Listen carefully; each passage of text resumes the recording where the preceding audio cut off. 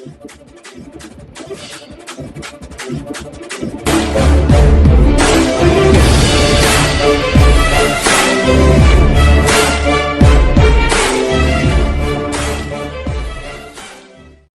प्यारा Hindustan news channel में आपका हार्दिक स्वागत है। खबर रोहतक से।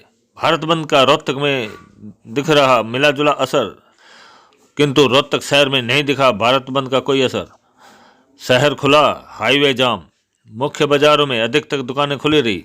6 हाईवे किसानों ने किए जाम। दोपहर 3 बजे के बाद खोले रास्ते। रोडवेज बसों का 11 बजे से 3 बजे तक रहा पूरी तरह चक्का जाम। कांग्रेसी नेताओं ने निभाई केवल औपचारिकता। खाना पूर्ति करने हेतु नरेंद्र मोदी का फूका पुतला। बंद के दौरान घरों में दुबके रहे कांग्रेसी।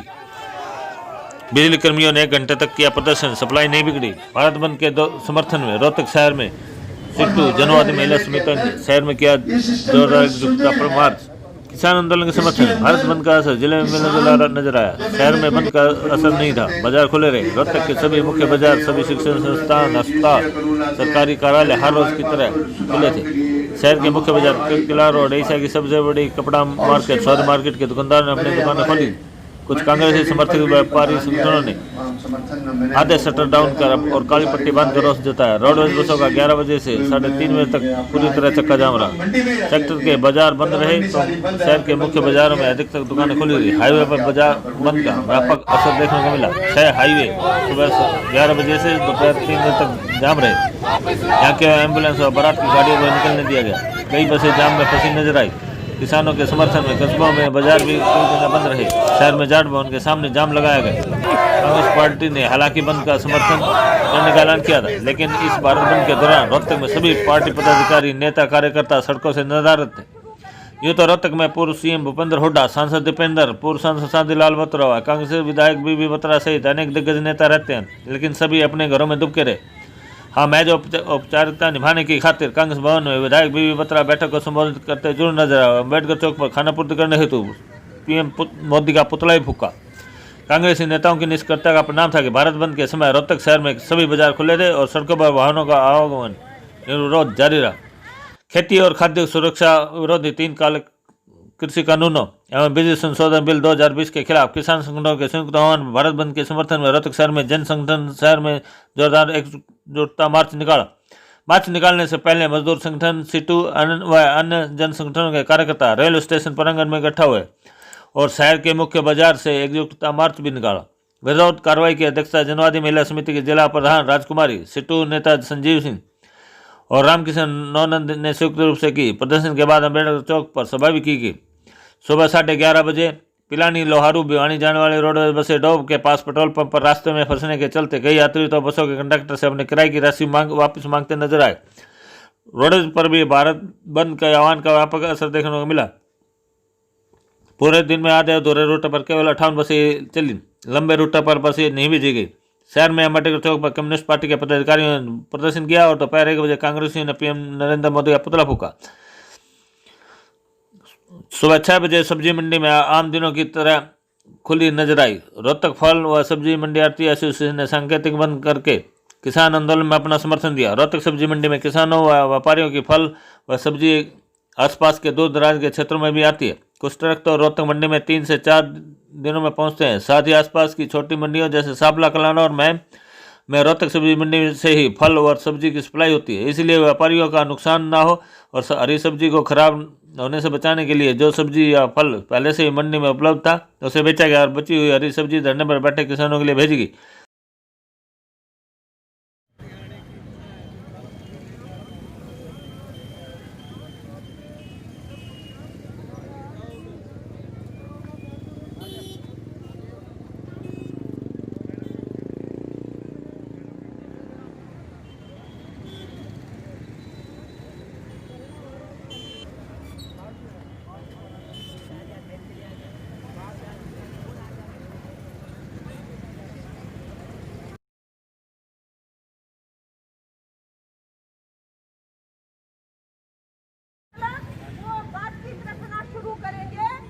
जिन भी साथियों को अपनी बात रखनी है, अच्छी बात है, ये बात की नहीं। अनेकों तरह की स्थितियों की बात कर रहे हैं, उनको हमारी जिला है, तो एक तो ये जो कोरोना की महामारी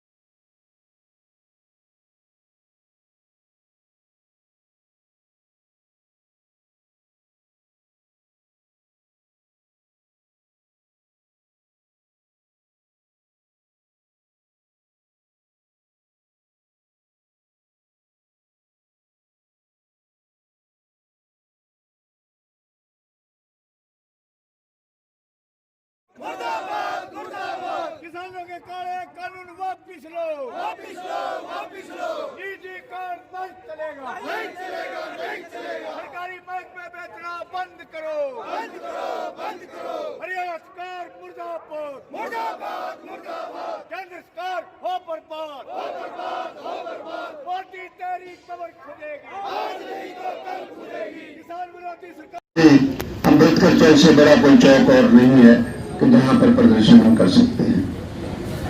पार्टी की हिदायतें जैसे जैसे आती रहेंगी उस हिसाब से हमारी श्रीमती सोनिया गांधी जी ने भी बंद का समर्थन किया है और बड़ी तकलीफ से हुई है बीजेपी को, थोड़ी तकलीफ हुई है उनको समर्थन में। आपकी नज़र में कानून के किस प्रकार का देखते हैं कानून को? बिल्कुल, आप हर रोज खबर देख रहे हो, सोशल मीडिया पर देख रहे हो, टीवी पर देख रहे हो, अखबारों पर देख रहे हो। ये कानून बिल्कुल काले कानून है। इसमें हर वर्ग दुखी है, किसान तो है ही है, हर वर्ग दुखी है। सिर्फ 2% जो मोटे व्यापारी है, जो सरकार के इर्द गिर्द घूमते हैं, उनका फायदा है। बाकी सब बेचारे इन कानूनों से परेशान हैं और ये कानून वापस लेने चाहिए। और जब तक ये वापस नहीं लेते हैं हम किसानों के साथ हैं और साथ रहेंगे। आज पुतला जलाया है, आगे किस तरह का आपका कार्यक्रम? जैसे जैसे पार्टी के आदेश आएंगे वैसे वैसे। रोहतक आज खुला है भारत बंद के बावजूद, क्या बिल्कुल गलत बात कर रहे हैं आप। रोहतक आप मेरे साथ चलिए मेरी गाड़ी में, मैं सुबह मैं अपने मैं ये कह रही हूँ मेरे साथ चलिए। सब्जी मंडी खुली है, अंदर से मार्केट खुली है, सॉरी आप मार्केट। मेरे साथ चलिए, हर एक जगह बंद है। अगर नहीं यकीन आता तो मेरे साथ चलो, बैठो गाड़ी में। आपने तो अपनी गाड़ी भी नहीं ले रही। हम भी तो गए थे ना सर। देखो आप पता नहीं किस नजरिए से देख के आए हो। हम कैमरे की नजर से देखा जी हमने। मैं गई हूँ। हर एक रास्ते ब्लॉक है, हर एक रास्ते कलानौर में कहीं भी जाके देख लीजिए। गांव में ब्लॉक है लेकिन शहर पूरा तरह खुला है। अंदर ये कानून किसान के खिलाफ है। सबसे बड़ी बात मैं आपके माध्यम से खोखर जी कहना चाहूँगा कि इस बीजेपी सरकार को ये कानून लाने के लिए किसने कहा था? कौन से ये इतने बड़े रिफॉर्म जो वर्ल्ड लेवल पे भी समझिएगा ये कामयाब नहीं हुए, यहाँ पर किसानों पे कैसा ये एक्सपेरिमेंट कर? क्या किसान की डिमांड थी? क्या व्यापारी की डिमांड थी? या किसी जनता के लोगों की डिमांड थी कि ये कानून लाए जाए? और इन कानूनों के लाने से सारा का सारा जो एक सोशल फैब्रिक की तो अलग बात करता हूँ, किसान बर्बाद हो जाएगा, किसान बेघर हो जाएगा। मैं क्योंकि टीवी के माध्यम से अगर मैं लंबा एग्जाम्पल दूंगा तो उतना समय ना टीवी कवर करेगा और ना ही मैं आप लोग इतनी बात मेरी सुनेंगे या कुछ है। संक्षिप्त में कहता हूँ कि APMC सिस्टम वो कांग्रेस सुदृढ़ करने की बात करती थी, कांग्रेस MSP की बात करती थी। एक छोटा सा सवाल आपके माध्यम से पूछता हूं कि आप MSP को लेजिस्लेटिव सैंक्शन क्यों नहीं देते? मेरे को इस बात का जवाब नहीं आता। जिस बिल के ऊपर किसान इतने दिन से धरना बैठ के और सारा दिल्ली सील हुआ पड़ा है और उनका जज्बा और उनका वो बेवकूफ़ तो है नहीं किसी हालत, ये कहते हैं कि उनके हित में है, तो आज ये किसानों को कन्विंस करने में नाकामयाब क्यों है इस बात के लिए ये और किसानों को, पंजाब के किसानों से को कहीं कनाडा से सपोर्ट आ रही है। इवन UN सेक्रेटरी ने कहा कि शांतिपूर्ण प्रदर्शन होना चाहिए। ब्रिटिश गवर्नमेंट के 25 MPओं ने इस बात को जो ज्यादती हो रही है वहाँ पर और उनको प्रदर्शन नहीं करने दे रहे, उसको क्रिटिसाइज़ किया गया है इंटरनेशनल लेवल पे भी। अदरवाइज आल्सो ये सारे एक्सपेरिमेंट किसी ने फिर वार्ता के लिए बुलाया गया, क्या उम्मीद है कि ऐसे है कि वार्ता में सरकार लॉलीपॉप देके बहकाना चाहती है। वो ये कहते हैं कि वार्ता हम करने को तैयार है, पर पहले ये कानून एक लाइन का ऑर्डिनेंस होना है, एक लाइन का अधिनियम होना है, एक लाइन का ऑर्डर होना है, कैबिनेट ने मीटिंग करनी है और जाना है कि इतने टाइम इनको सस्पेंड कर दिया जाए। सस्पेंड करने के बाद किसानों से बात करो, जो मेरे लिए कानून बनाना है मैं ही उसके लिए प्रोटेस्ट करूँ तो मेरे पे कानून क्यों थोपा जा रहा है उस बात के लिए। और MSP को लीगलाइज फॉर्म लेजिस्लेटिव सैंक्शन देने में सरकार क्यों कतरा रही है, क्या वजह है? एक कानून और लाके क्यों नहीं करते कि दाना दाना खरीदा जाएगा और इसमें इसमें बहुत बुरा हाल होगा। इसकी प्रैक्टिकल एस्पेक्ट जो है उस बात के लिए जो मेजर छोटा किसान है, और इसमें एक बात नहीं, हिंदुस्तान का 80% आदमी इस बिलों से इफेक्टेड है। ठीक है। के विरोध में कर रखा है ये, और जब तक सरकार इसको नहीं मानेगी तब तक आंदोलन जारी रहेगा। आज का ये बंद जो है 11 बजे से लेकर 3 बजे तक का है। तो आगे की क्या रणनीति आप? आगे की रणनीति है जो किसान नेता बताएंगे वही करेंगे हम भी। तो जाम की स्थिति में कई लोग परेशान भी हैं। नहीं, ऐसा कुछ नहीं है। जो आदमी परेशान है, जैसे एम्बुलेंस है या कोई बीमार है, किसी की शादी है, उसको निकाल रहे हैं। ऐसी कोई बात नहीं है कि बिल्कुल एकदम कर रखा है, लेकिन मोटे तौर पर आम लोग के लिए जो जाम लगा रखा है। तो कब तक रखेंगे इस तरह? ये 3 बजे तक रहेगा, आज 11 से 3 बजे तक। ये जाम 11 से 3 बजे तक का है। 3 बजे के बाद हम खोल देंगे, लेकिन आगे की रणनीति जो है ये सरकार के ऊपर है। सरकार अगर किसानों की मांग मान ले है तो हमने कोई दिक्कत नहीं। और आगे जो आप कहोगे हमारी डिमांड की है, हमारी कोई डिमांड नहीं। हमारी डिमांड है 3 काले कानून। पहला कि भाई जो सरकार ने शुरू कराया है कॉन्ट्रैक्ट एग्रीकल्चर, वो हम कर नहीं सकते। क्यों? अगर मान लो आज व्यापारी ने कह दी कि तुम अपने इलाके में गेहूँ बोलो हम ले लेंगे, एंड टाइम पर मना कर दे, हमारे दौर तो स्टॉक है, हम क्या करेंगे? कह दे आलू बो दो तो फिर हम रोड हम फेंकेंगे। और फिर एक बार और जैसे कॉन्ट्रैक्ट कर लिया, उसने कॉन्ट्रैक्ट कर भी लिया, कह दिया कि हम आपके आलू 30 रुपये क्विंटल के हिसाब तक 30 रुपये किलो के हिसाब तक खरीदेंगे।